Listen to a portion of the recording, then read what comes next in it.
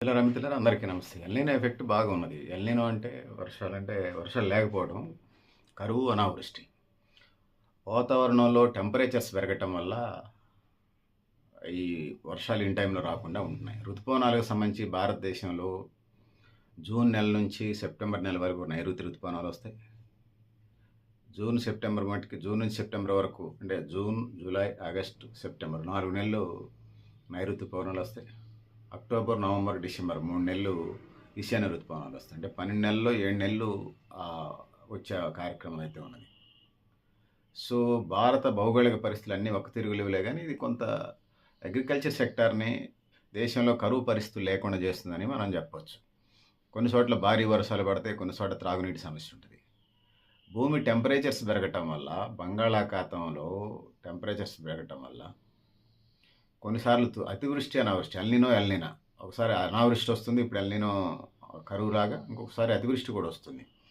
So ప్రకృతిని విధ్వంసం చేయకుండా, బొందలగడ్డలు చేయకుండా ఆ విధంగా ముందుకు పోవాల్సిన అవసరం అయితే ఉన్నదనేది ఈ సందర్భంగా తెలియజేస్తూ ఉన్నాను.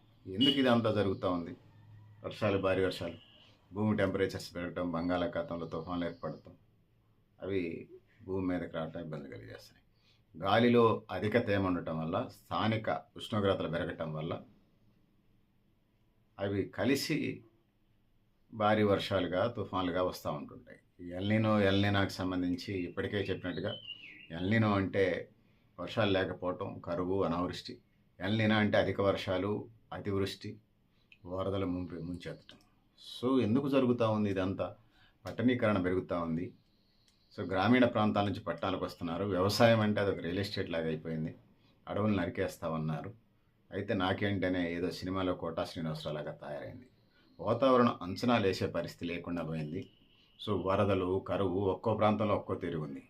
ఈశాన్య, తూర్పు, పశ్చిమ భారతదేశాల్లో పొడిగా ఉంటే తెలంగాణ, ఆంధ్రప్రదేశ్, మహారాష్ట్ర, పంజాబ్, రాజస్థాన్, లడఖ్, జమ్మూ కాశ్మీర్లో ఎక్కువ వర్షపాతాలు మనకు కనిపిస్తూ ఉంటాయి. ఈ ఇండియా ఇప్పుడు ముందుగానే వీటిని సిద్ధం చేసుకోవాలి. ఎందుకంటే విపత్తు పరిస్థితులు ఎప్పుడు ఎట్లా ఉండో తెలియదు. ఎందుకంటే కాశ్మీర్ నుంచి కన్యాకుమారికి ట్రైన్లో పోవడానికి 2 రోజులు పడుతుంది. సో అందుకోసం భారతదేశంలో ఎప్పుడు ఏ పరిస్థితుల్లో, ఏ ప్రాంతాల్లో ఏ పరిస్థితులు ఉంటాయో తెలియదు కాబట్టి జాగ్రత్తగా, అప్రమత్తంగా ఉండాల్సిన అవసరం అయితే ఉన్నది. ఆ విధంగా ముందుకు పోవాల్సిన అవసరం అయితే ఉన్నదనేది ఈ సందర్భంగా నేను తెలియజేసుకుంటా ఉన్నాను.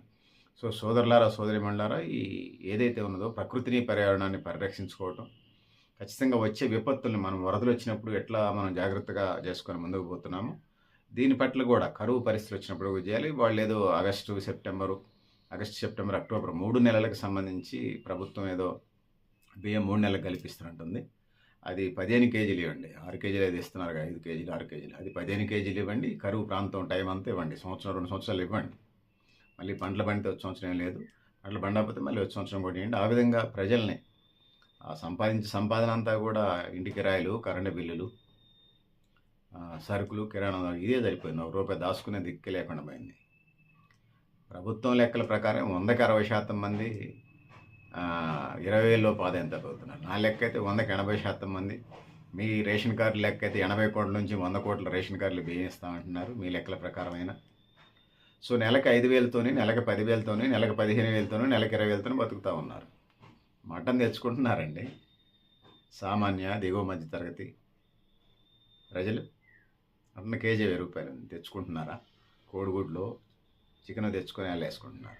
ఫంక్షన్లు జరిగితే పోయి తినొస్తున్నారు, ఇంటి వెళ్ళిపోయి కాగిత కబురమ్మినా పోయి తినొస్తారు మటన్ ఫంక్షన్ అంటే. అట్లా ఉన్నది. అంటే ప్రజలు అంత కష్టకాలంలో జీవిస్తూ ఉన్నారనేది చెప్పదలుచుకున్నాను నేను. సో నిత్యావసర వస్తువుల ధరలు, ద్రవ్యోల్బణం, ఆర్థిక మాన్యం, బ్లాక్ మార్కెటింగ్ ప్రజల మీద నిరంతరం ఏదో పోరాటం చేస్తుంది. సో ఇది పరిస్థితి. దీనితో యూపీఐ ఛార్జీలు, ఫోన్పే, గూగుల్ పే, పేటీఎం వీటి మీద ఛార్జీలు పెంచారు. ఎంపీలు వాళ్ళ జీతాలు పెంచుకోవడానికి మూజువాణి బిల్లు కూడా లేకుండా బిల్లు ఓకే చేసి చేస్తారు. రాజ్యం యొక్క స్వభావం పోనిచ్చుకొని సందంగా యూపీఐ ఛార్జీల మీద ట్రాన్సాక్షన్ జరుగుతున్నాయి కదా, ఎంత ట్రాన్సాక్షన్ జరిగితే అంత మీద ట్యాక్స్ వేస్తూ ఉన్నారు.